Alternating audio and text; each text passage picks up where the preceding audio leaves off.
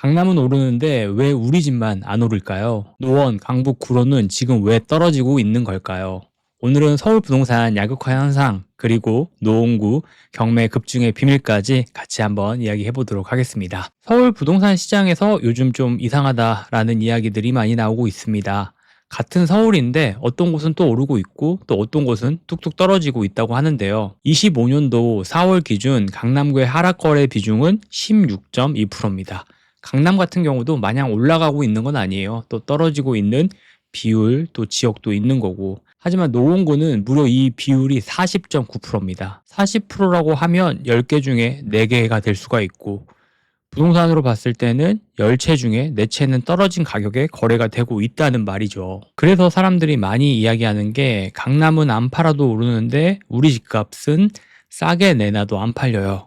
이게 바로 요즘 서울 집값의 현상입니다. 그리고 서울 안에서도 좀 여러 현상들이 나누어서 일어나고 있다라고 생각을 하고 있는데요. 그럼 언제나 올라간다라고 사람들이 좋아하는 서울 안에서도 이런 현상이 일어날까 한번 살펴보면 좋을 것 같은데, 첫 번째는 뭐 크게 4가지 정도가 있다고 생각하고, 첫 번째 같은 경우는 토지거래가구역 영향이 아무래도 좀 있다고 이야기를 좀 드릴 수 있습니다. 강남은 여러 가지 제한에 불구하고도 재건축 기대감에 버티는 수요가 존재를 하죠.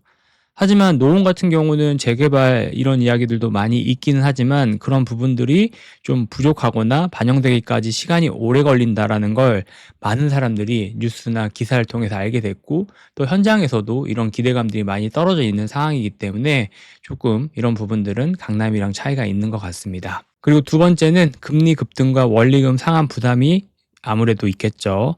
20년도에는 막 집을 빌려주고 금리 같은 경우가 2%대 진행이 됐기 때문에 이때 또 영끌족들이 노원구 많이 들어왔었잖아요. 지금은 4%가 넘는 금리로 대출이 재조정이 되고 있고, 거의 달에 내야 되는 금액 같은 경우가 2배가 된 거기 때문에 이런 부분에 대한 것들도 상당히 큰 부담으로 사람들은 느끼고 있는 상황입니다. 세 번째는 대출 규제, 또 그 안에서도 DSR 규제가 있는 건데 갈아타기도 안 되고 팔리지도 않고, 그렇기 때문에 노원에 있으신 분들은 지금 현재 많이 불안하다라고 해서 네 번째는 심리적 위축도 어느 정도 작용을 하고 있습니다. 내 집은 떨어졌는데 더 떨어질까 봐 사는 사람도 없고, 그렇다고 하면 또 매물이 지금 현재 많이 늘어나고 있는 상황인 겁니다.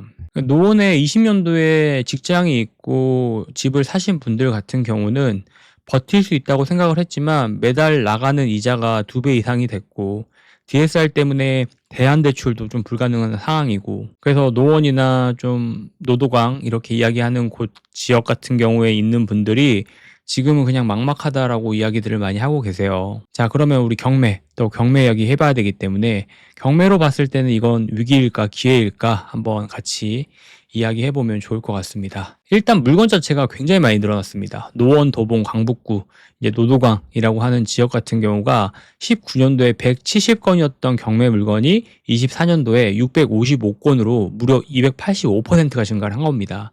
낙찰가율도 98%에서 84%까지 떨어졌거든요.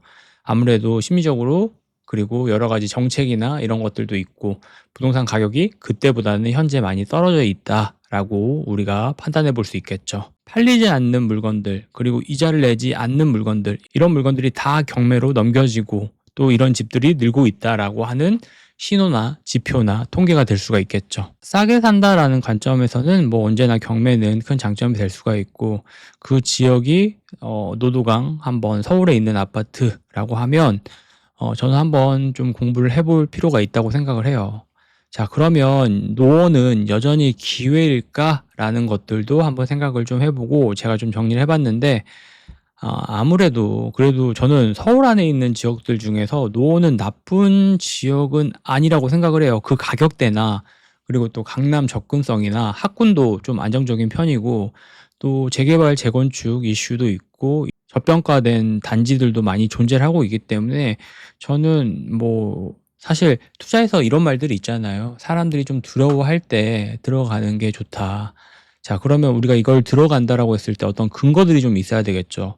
미리 좀 선점을 하고 이런 선점하고 있었을 때 또 다른 또 혹시 일어나게 되는 재개발, 재건축 이슈들이 있으면 그때 또 가격 형성을 하게 되고 그 가격으로 내가 수익을 낼 수도 있겠죠. 이런 것들이 불안하다라고 하면 저는 경매도 언제나 좋은 기회가 될 수 있다고 생각을 해요. 지금 사람들이 두려워하고 있고 이 두려워하는 것들 때문에 입찰을 하지 않는다라고 하면 경쟁률이 낮아지겠죠. 자, 경쟁률이 낮아졌다라고 하면 경매에서는 장점이 될 수가 있어요. 싸게 살 수 있는 하나의 지표가 될 수가 있고, 이런 부분들을 통해서 현재 가격보다 싸게만 낙찰을 받는다라고 하면 아무래도 버틸 수 있는 힘이 생길 수 있겠죠. 이게 마냥 그렇다, 이게 좋은 거다라고 생각하지 마시고, 여러분들도 좀 낙찰가라든지 지금 현재 경매 물건이 어느 정도 진행이 되고 있는지, 이런 것들이 좀 부족하다 그러면 경매라는 건 도대체 뭔지, 이런 것들도 지금 저는 공부를 해두면 정말 좋은 시기라고 생각을 해요. 경매라는 거는 배워두면 꼭 경매를 하지 않아도 부동산 투자를 하는 데 있어서 굉장히 장점이 되는 부분들이 많거든요. 그렇기 때문에 꼭 경매 한 번씩 공부해 보시고, 책이라도 좀 보시고, 영상이라도 한번 봐 보시고 이러시면 지금은 좋은 시기라고 저는 생각을 하고 있습니다. 지금 서울과 지방의 양극화는 더 심해지고 있죠. 그리고 앞으로도 저는 더 심해질 거라고 생각을 합니다.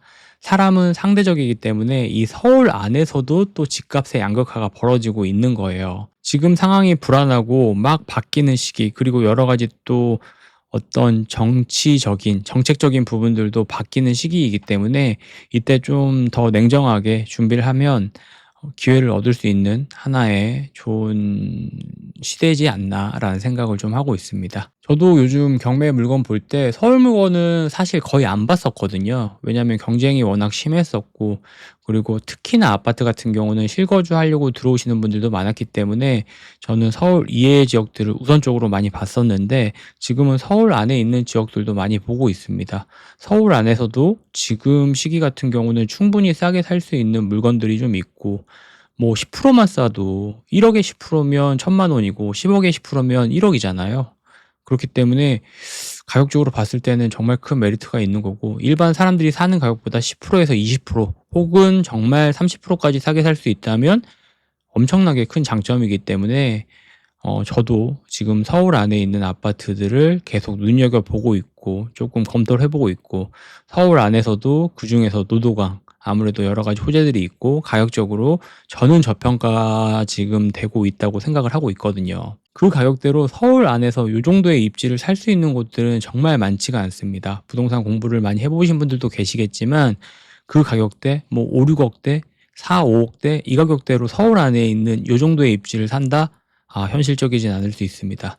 그렇기 때문에 노도강 저는 좀 긍정적으로 많이 보고 있고, 여러분들은 이 노도강 어떻게 생각하는지 저도 좀 궁금합니다. 댓글로 많이 남겨주시고, 또 여러분들의 생각도 정리해서 남겨주시면 제가 좀 검토해서 영상으로 한번 만들어 보도록 할게요. 저는 개인적으로 노도강 눈여겨보면 좋은 지역일 것 같고, 여러분들의 생각도 궁금합니다. 오늘도 긴 영상 봐주셔서 감사하고, 내일 또 좋은 영상으로 돌아오도록 하겠습니다. 여러분들 요즘 경매에 이제 관심 많이 좀 있으신 것 같고, 또 많이들 법원에 나가시는 것 같아요. 입찰 언제나 많이 하시면 좋고, 입찰을 한다라는 건 확률이 아무리 낮다고 해도 그 입찰을 한다라는 행위만으로 50%의 확률로 올라가는 거예요. 입찰을 하지 않으면 확률은 5%, 3% 이렇게 엄청 희박할 수 있지만, 내가 입찰을 한다라고 하면 된다 안 된다 이렇게 50%로 나눠지는 거잖아요. 그래서 여러분들도 입찰 많이 하고 공부 열심히 하셔서 법원 많이 다니셨으면 좋겠습니다. 오늘도 긴 영상 봐주셔서 감사하고 내일 또 좋은 영상으로 돌아오도록 하겠습니다. 오늘도 긴 영상 봐주셔서 감사합니다.